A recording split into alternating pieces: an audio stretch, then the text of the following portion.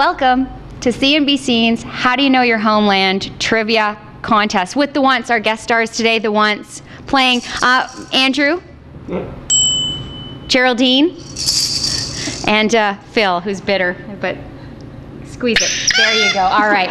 So now what's going to happen, I'm going to give them skill testing questions about their home province of Newfoundland, and you are going to ring in accordingly if you know the answer. All right? There is a tiebreaker if at the end there's some sort of tie. Keeping score, we should say, Shelley, can you come in and keep score? Shelley over there keeping score from the company house. Thanks, Shelley, our official for today. All right, here we go. How well do you know your homeland? Question number 1. The Italian explorer Giovanni Caboto, aka John Cabot, made landfall at which part of this Newfoundland in 1497? Buena Vista. You know it. That's right. Now you don't have. Side note: an angel just got his wings. And you don't have to wait till the question's over, because they could start to get more and more competitive. All right. And Buena Vista means oh happy sight. All right, there you have it. All right, and number 2, the Atlantic puffin is the provincial bird. 95% of all North American puffins breed around Newfoundland and Labrador. Where in Newfoundland can you find the largest population? I believe that was Andrew again. St. Mary's Bay. Ooh, no, I'm sorry. Oh, Phil. Oh, Cape Spear? No, Geraldine. That was my guess. I don't know. Anything? Anyone? Buena Vista. I thought it was Cape St. Mary's. It says here, and I could be wrong, but I will check, Witless Bay Ecological Reserve.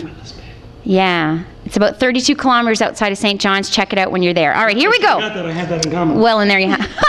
Question number 3. While you're listening to this great Canadian rock band from Newfoundland, who was big in the 70s and 80s, you can also eat this dessert.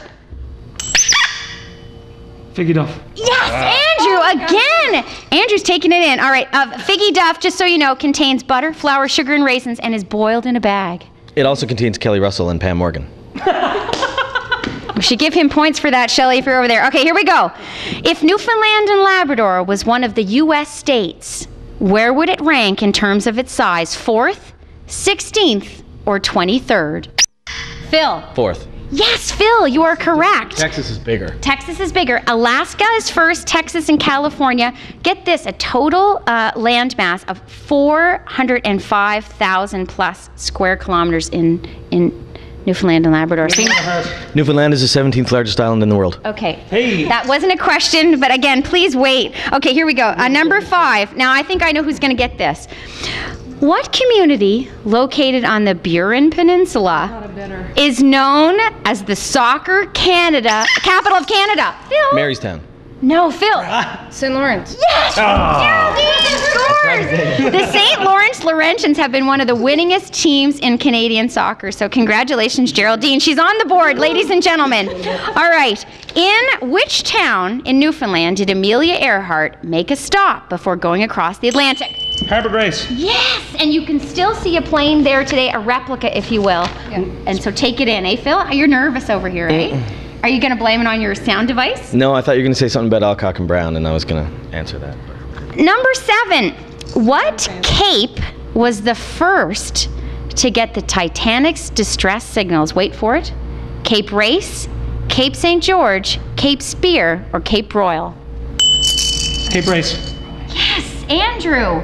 I will tell you that this historic lighthouse has remained in use for decades, and Cape Race received the distress signal because it was the nearest location to the Titanic. All right, name the Newfoundland town that NASA recognizes as the only place in Canada. Stephenville. Yes, to land the space shuttle, Phil. Absolutely. Number 9, we're narrowing in on the close.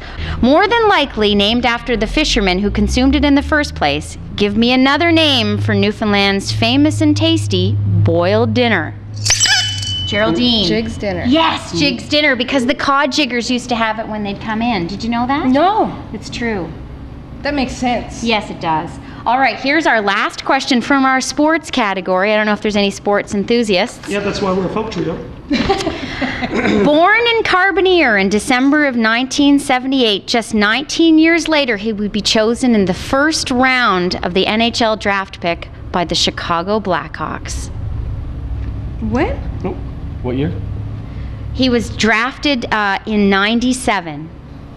You know? Danny Cleary. Andrew. Yes, Danny Cleary. that was Dan. I'm going to throw out a bonus question because is there a tie?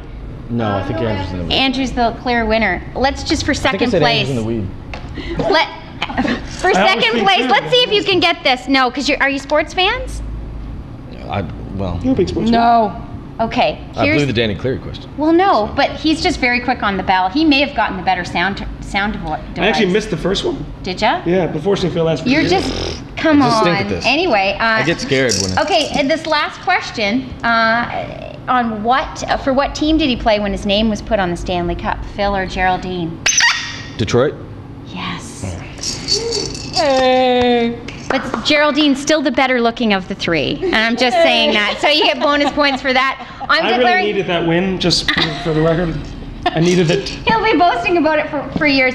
Thank you for playing our inaugural edition of CNB Scene Trivia. Thanks for having us. Thank you. Thank you. Yeah. That's a really good idea. Thanks. Good luck with Really the show. fun, man. I got to get more sound devices.